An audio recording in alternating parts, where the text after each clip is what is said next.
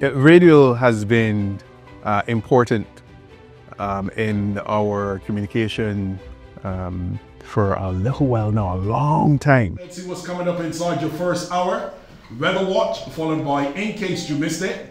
It's been important in terms of connecting communities, keeping people informed during a disaster. The reliability of radio is still very strong. People depend on radio during a disaster when everything else is not working.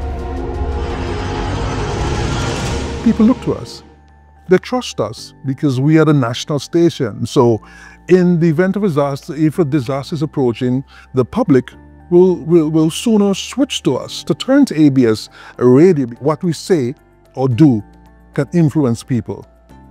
Whether save their lives, right? Save their property, especially during a disaster, what to do, what not to do. If there's a problem, where to go, the shelter, they'll listen to us for that information. In years past, during disasters, our station usually goes down. And it's because of our transmitter site. At the highest peak in Antigua-Barbuda, at Buggy Peak, the service will go down. So that happened in the past. Recently, we'll be able to stay on air during the passage of hurricanes.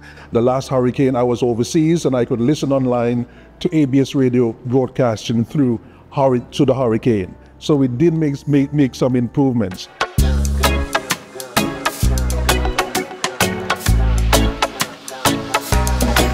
Over the years, the main disaster that really swept through this valley is mainly by hurricanes and bushfire.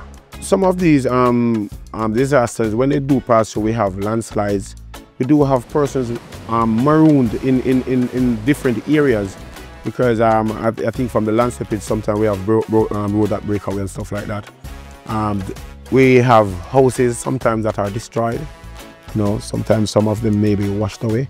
Sometimes normally the phone line go down, so we have to find alternative routes to try and access these areas.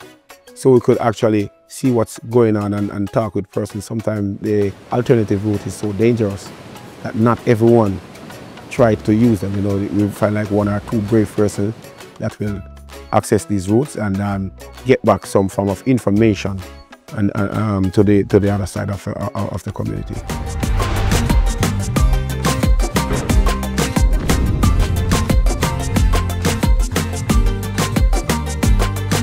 CBU has been around more than 5 decades, and its focus has always been on building the capacity of the media sector throughout the region.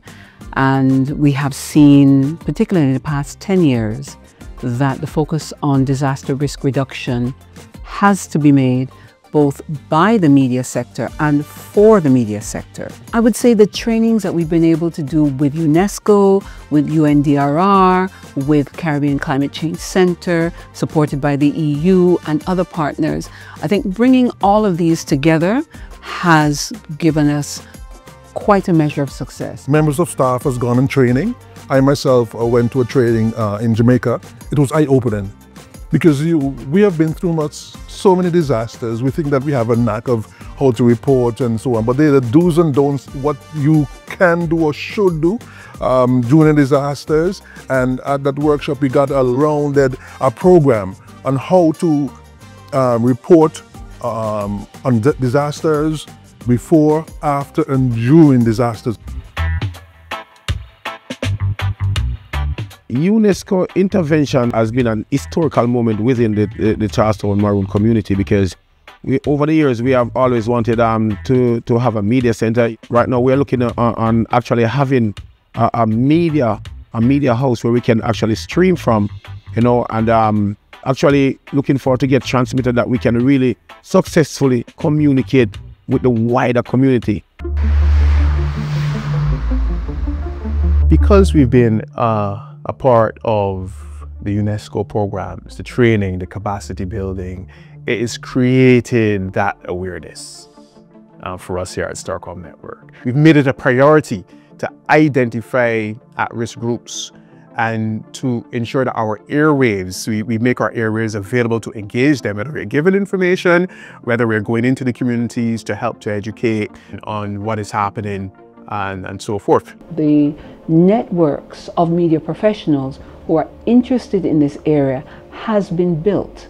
So folks know that there are colleagues in Trinidad and Tobago that they can reach out to on particular issues, colleagues in Belize they can reach out to on other issues. And I think that peer-to-peer networking among the media professionals, while not one of the immediate goals of the capacity building, has been one of the excellent unintended outcomes of this. When the volcano erupted in St. Vincent and the Grenadines, we sent a reporter down as well to capture what was happening, again how the disaster was impacting on St. Vincent and how the recovery process was going. Again, we saw that as our duty. So it's almost becoming now something that we don't think about, we know we have to do as part of how we put that emphasis on disaster risk reduction. We got some equipment from UNESCO,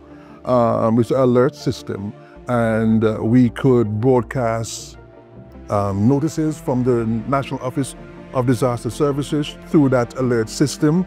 So I think that really enhanced our communication with the public. They can turn to us to get the pertinent information, what to do when a disaster is approaching, or where to go for shelter, numbers available to call if you have a problem, especially the disaster risk areas, the low-lying areas. They can get in contact with the disaster services through us, or they can listen to the alert system broadcast, which comes over on the radio periodically, and they can be informed. In particular, Radio in a Box is something that we've been gifted with from UNESCO funding, and I think we, along with Turks and Caicos, we've been fortunate to be able to make use of the Radio in a Box. Now, what that does is it strengthens that contingency planning that we spoke about. Of course, we know that if your site goes down, if those transmitters are impacted, then it passed the broadcast. And so what we've done in terms of strengthening our contingency is we be able to deploy Radio in a Box in that way, because again, we want to be able to stay on air to continue to be that reliable source of information. It's important now more than ever.